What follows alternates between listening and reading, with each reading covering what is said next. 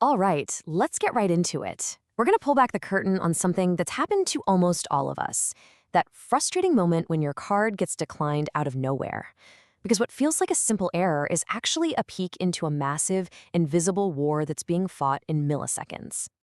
You know the feeling, right? You're checking out, maybe you're on vacation or just grabbing lunch, and then denied. It's awkward, it's annoying, but what if I told you it wasn't a mistake at all?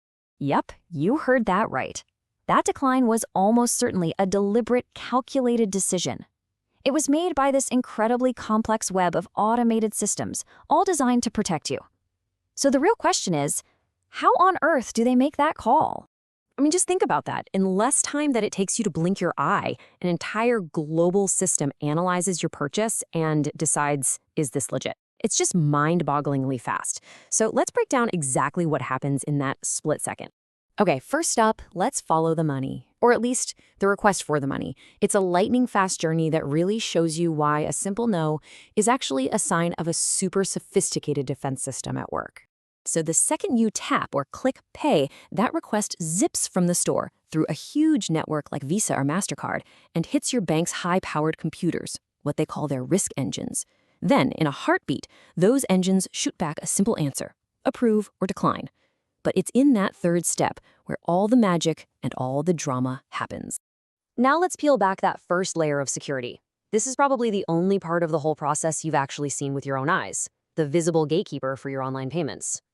You know what this is. 3D Secure, or 3DS, is that screen that pops up asking you to enter a code they just texted you or to approve the purchase in your banking app. It's basically the bouncer at the club door, checking your ID before letting you in. And thankfully, this thing has gotten a lot better. We've all been tortured by the old version, right? Where it would send you to some clunky, slow-loading webpage from your bank. The new version, 3DS 2.0, is way smarter. For most of your normal, everyday purchases, it's verifying you completely behind the scenes. That's what they call the frictionless flow. But here's the thing. That smooth, frictionless flow is only possible because of something much, much deeper working in the background. So let's get to the real heart of the system, the artificial intelligence that acts like the central brain for this whole operation. And this is where it gets really interesting.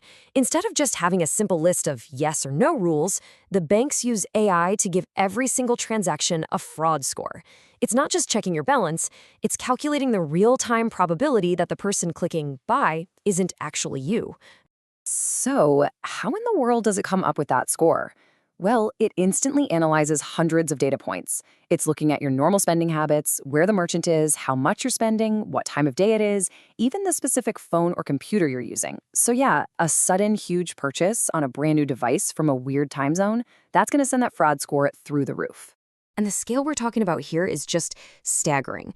According to Visa, their AI systems help stop $40 billion in fraud in just 1 year. That is a ton of money that would have been stolen from people and businesses. And get this, that number nearly doubled from the year before, which just shows you how fast this invisible war is heating up. But here's the really crucial part. This AI isn't just a static program. It's constantly learning, adapting, analyzing billions of transactions from all over the world.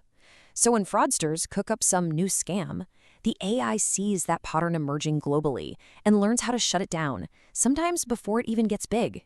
Okay, now we get to what I think is the most fascinating, kind of sci-fi layer of all this. There's a system that doesn't just analyze what you do, but how you do it. It's literally looking for your digital ghost, the unique, subconscious rhythm of how you interact with your tech. It's called behavioral biometrics. And the whole idea is that the way you move your mouse, the cadence of your typing, even the angle you hold your phone, it all creates a digital signature that's totally unique to you.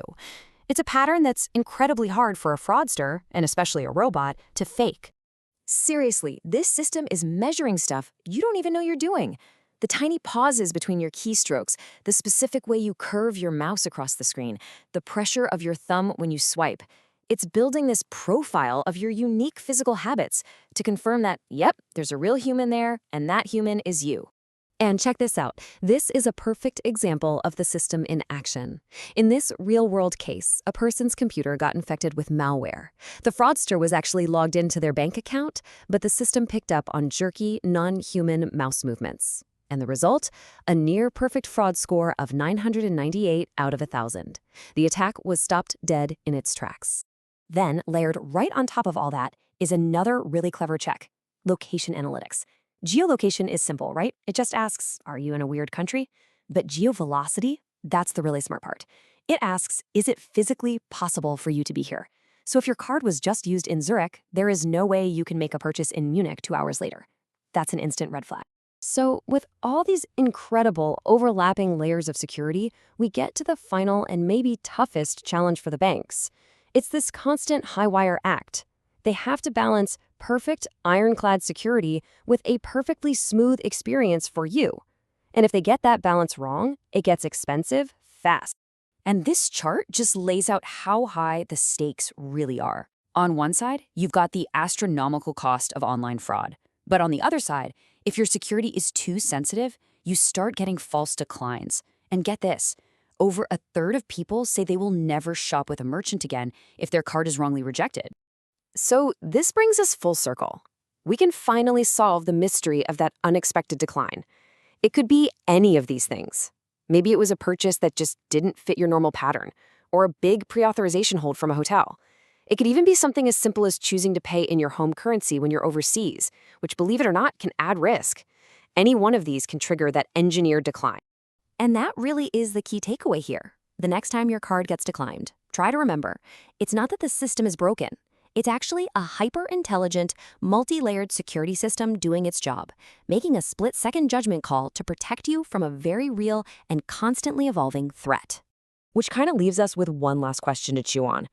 In a world where passwords and PINs can be stolen, the one thing that can't be easily copied is you. Your unique, subconscious digital behavior. Is that becoming our ultimate unhackable password? Definitely something to think about.